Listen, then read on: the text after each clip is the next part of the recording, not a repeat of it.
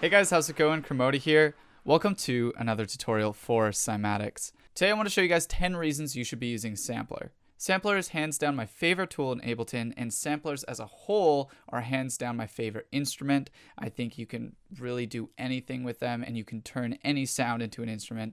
I just think they're so underrated and so powerful. So here's 10 reasons why I think you should be using it more often. Tip number 1 is adding additional punch. Now, when I say additional punch, this can be applied to basses, this can be applied to drums, this can be applied to pretty much anything, and I'll show you on both those two first examples right now. So I've got a bass here, and I want to give it a little bit more bite on the front end of it. So what we're going to do is we're going to head on over to the pitch oscillator tab here, where we can apply a pitch envelope. Now with pitch envelope on, what we want to do is we want to give it a positive value, because this is going to make it punch down really quick as it goes from a high frequency to a low one. Now it doesn't have to be this extreme. We could do something maybe just like 2 octaves. And then you just tighten up the time to taste. There's no real right way of doing this.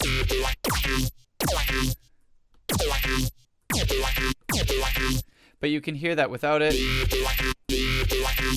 The bass or whatever sound you choose just starts at a regular speed, which is cool, but this adds a bit more oomph and impact to the front. So as I said, this is really useful on drums, so I'm going to actually drag an 808 in here I made the other day. I'm going to turn off the pitch envelope, and this is what it sounds like regularly. Pretty cool, but watch what happens when we add some additional pitch to the front. It really adds to that impact. And you can just change these settings to taste. But you can hear that really just adds some more oomph to the front of it. So there, additional pitch envelope, that's tip number 1. Now tip number 2. Tip number 2 is the FM inside of the sampler.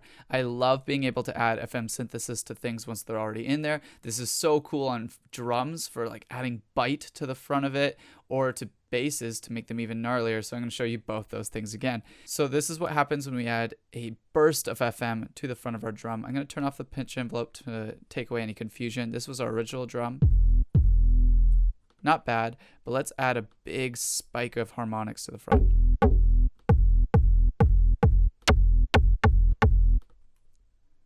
And again, these settings, there's no real right or wrong answer. I'm just playing with the volume, I'm just playing with the chorus value, and I'm just tightening the envelope to taste. But you can hear that adds a burst of harmonics to the front without it. Quite soft. And you can really take the time to dial this in, but this will just help those drums cut through the mix. This is good on snares, kicks, whatever. Now I also said it's really cool on basses, so I'm going to bring a bass in here, this one here, and I'm going to add some additional FM to this thing. So let's turn on the FM, and again, no right or wrong answer. Let's just pick a coarse value. Let's even maybe use the envelope.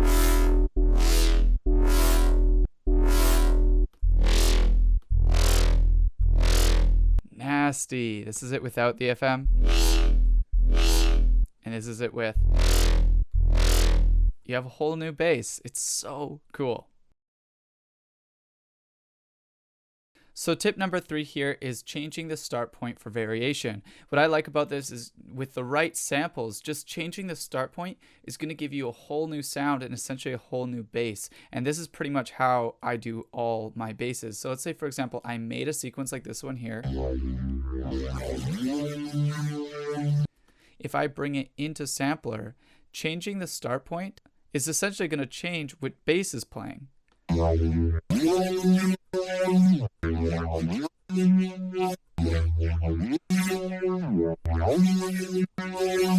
best part about this is you can automate this. If you head on over to the modulation section here and you turn on the auxiliary envelope, this is an envelope that can be mapped to different things inside of the sampler. What we can do is we can change the sample offset to be changed by this envelope by a 100% range. So the positive range of this envelope affects it. And now this peak will change the start point.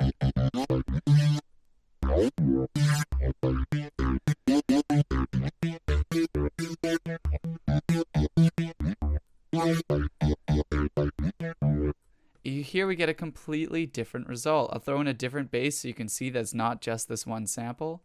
This one here. And you'll see as I change the peak, it's like a whole new bass. Again, this is pretty much how I do all my drops, is I'll just create long bass sequences, I'll throw them inside of sampler, and I'll just automate start points to get really cool new variations.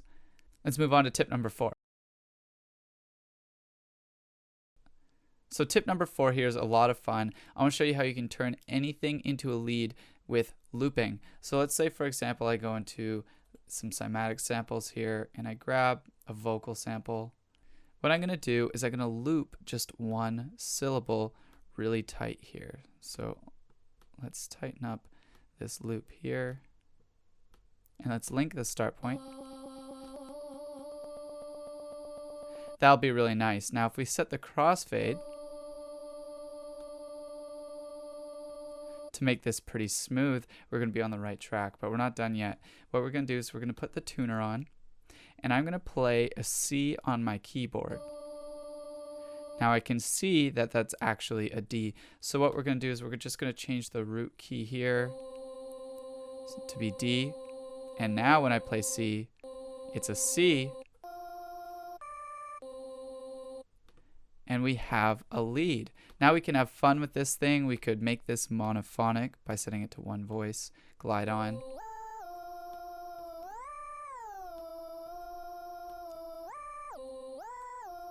And we've started making our own lead. Slap on some effects. So that's tip number 4, turn anything into a lead with looping. Let's check out tip number 5. So tip number 5 is very similar. It's turning anything into a lead, but this time with micro looping. And how this is different is what we did is we looped a large section of the sound. So it sounded very similar to the original. But what we're going to do with this one is we're going to create very tiny micro loops. You can do this with any sample. I'm even going to do it with a drum. Let's find a drum actually to just show you that you can do this with anything. So let's grab some sort of drum. I'm going to throw it in. And we're going to create a loop, forward and back. We're going to link the start point. And watch what happens as it starts to get tighter and tighter.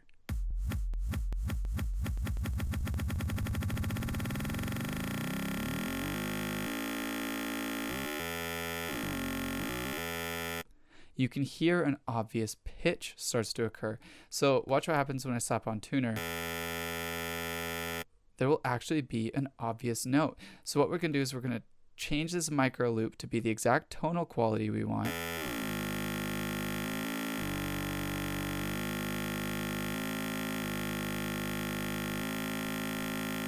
I like that. And we're going to change the root key and the detune to make sure that when I'm playing C, the tuner is saying C.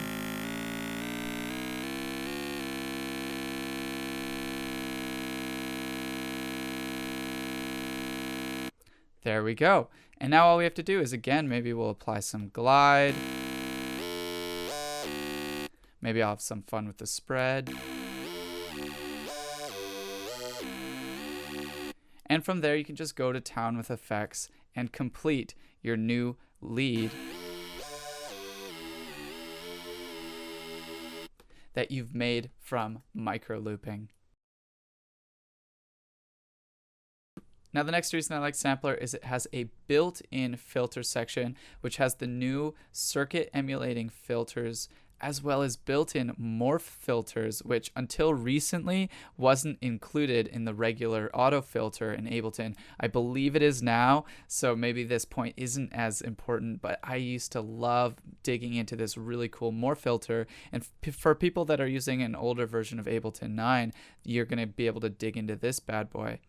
Not to mention, it has a really cool built-in shaper that can be placed before or after. I just like having it in the box with a built-in envelope. It's just really neat and tidy and saves you having to slap on all these additional effects afterwards. It's just a hidden beast inside of Sampler. Now the next part I really love about Sampler is these zones right here. What this is very similar to a chain selector in the audio effects racks or the instrument racks, where you can set up different zones based off either the keys you're playing, the velocity, or just a random selector. So I restarted Sampler just so I can show you how powerful this truly is. Why don't we throw some basses in here?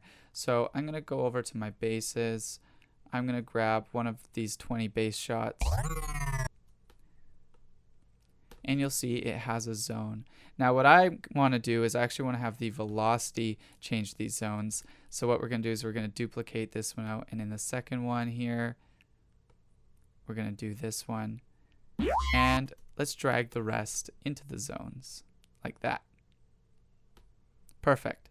Now what we're going to do is we're going to distribute the ranges equally,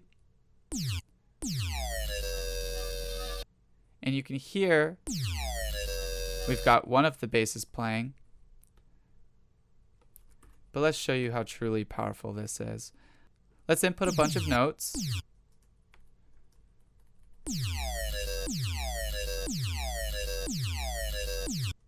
And let's start to change the velocity of these notes.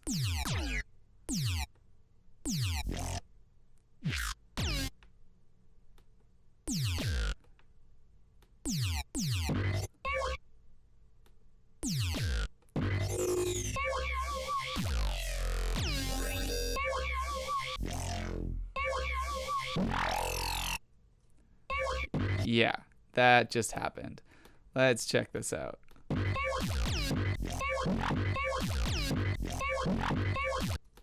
From what looks like just one sampler patch when you close it, you could really blow your friends' minds with this one. Now, if the next one wasn't obvious, it's one you should be really thinking about, and it's saving you CPU. When I write a song, I can sometimes have like 50 instances of basses and samplers, and it barely changes my CPU. Even just a second ago, we loaded up like 20 basses, and our CPU is just sitting at 0, maybe 1%. So using bounced audio inside of Sampler for basses, leads, drums, whatever it is, it's going to save you so much CPU. The next one is fun with looping. What's really cool is if you're throwing sounds inside of Sampler, if you have them loop in random areas, you could really yield some cool results. So I'm just going to grab a bass here. So I've got a bass here in my Sampler, and I'm going to create a loop with a linked front end on it. And we're just going to move it around and see what kind of results we can get. Let's add a bit of crossfade, and let's just play this thing.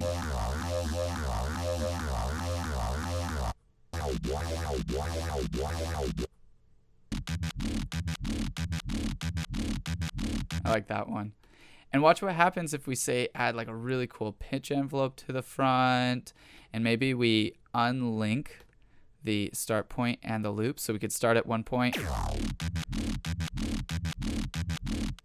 or we could start earlier, change the loop point, or maybe start somewhere else. Maybe you have a different loop style.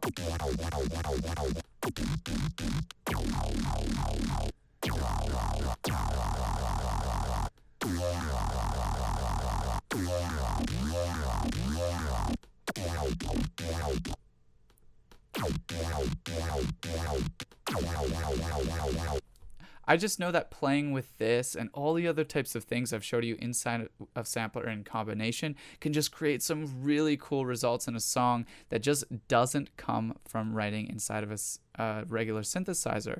For example, let's backtrack and add some FM with a really slow envelope, maybe a high value and a low chorus.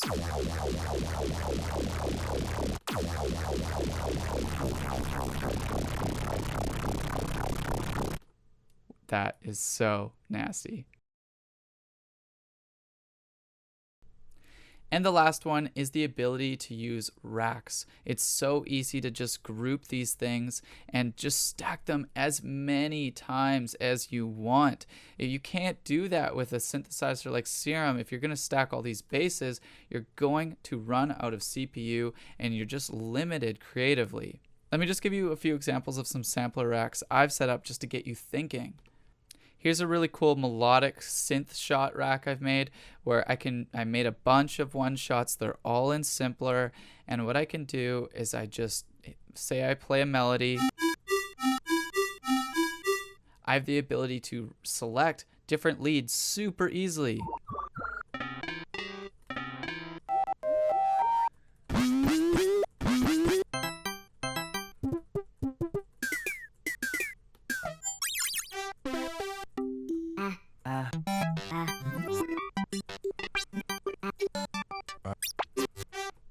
It's so cool. I also set this up using a different technique that I showed you earlier. If you remember correctly, I had that fun technique where you can loop samples to turn them into leads. Now imagine doing that with a ton of different vocals from different songs or different loops, and then they're looping, so they play. And then you just pick which vocal's playing.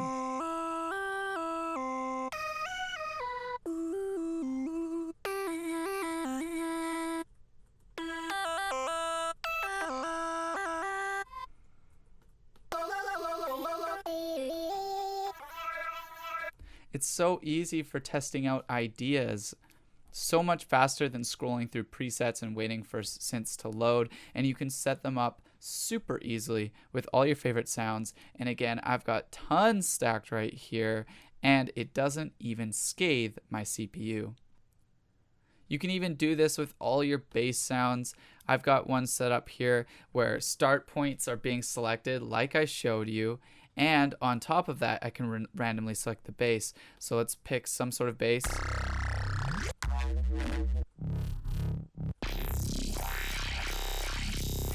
And then on top of that I can change the start point.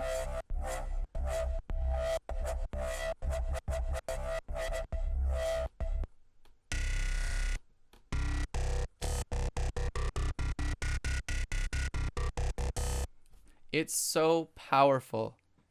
So there we go, guys. That's 10 reasons you should be using Sampler. It's going to save you so much time. It's going to give you new creative ideas. It's going to save you computer processing. It's just one of the most underrated tools in all of Ableton, and in my opinion, all of electronic music production. I think the Sampler is the coolest instrument ever invented. Thanks again, guys. My name's Cymatics. If you guys have any other ideas for tutorials, let me know in the comments below, and I'll be back soon with another.